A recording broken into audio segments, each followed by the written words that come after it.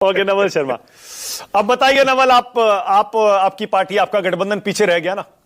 मुख्यमंत्री का चेहरा आप कह रहे थे ना, उनसे पूछिए। आप भी आए थे मेरे शो पर, आप भी कह रहे थे इनसे पूछिए इनसे पूछिए। अब तो आपसे पूछना पड़ेगा।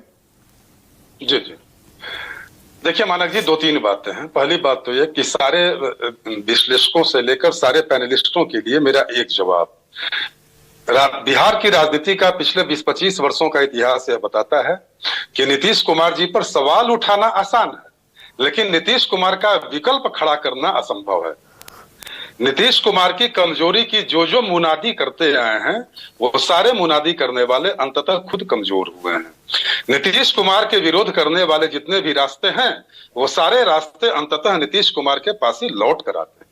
दूसरी बात मैं बताऊं कि आज मुझे भी इंतजार था महागठबंधन के प्रेस कॉन्फ्रेंस का और सीएम उम्मीदवार की घोषणा का।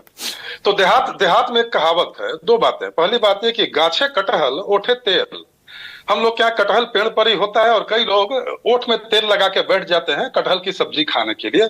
वही हाल अभी राष्ट्रीय जनता दल और कांग्रेस के नेताओं और प्रवक्ताओं की है। लेकिन खैर, मुझे बड़ी आशा थी कि कैसे उम्मीदवार की घोषणा होगी।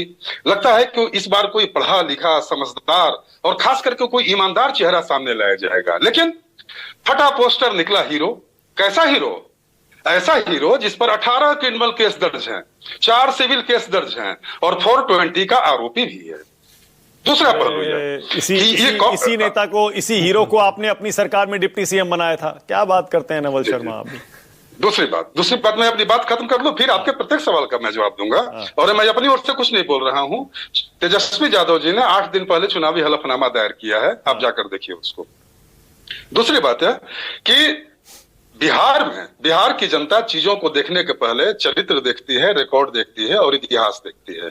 और तेजस्वी यादव जी का इतिहास यह बताता है कि उन्होंने अपने माता पिता के 15 वर्षीय शासनकाल की अंधेरगर्दी के लिए जनता के सामने 2020 में माफी मांगा था।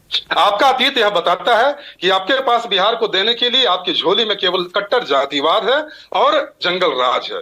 तेजस्वी यादव, अब देखिए राजनीति की प्राथमिकताएं बदल रही हैं।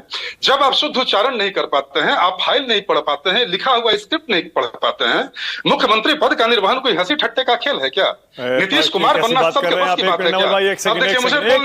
एक सेकेंड, आपने किसी को बीच में नहीं, देखिए आप गलत तथ्य रखेंगे तो मुझे आपको टोकना पड़ेगा। बाकी आप आरोप लगाइए, आपका पूरा हक है।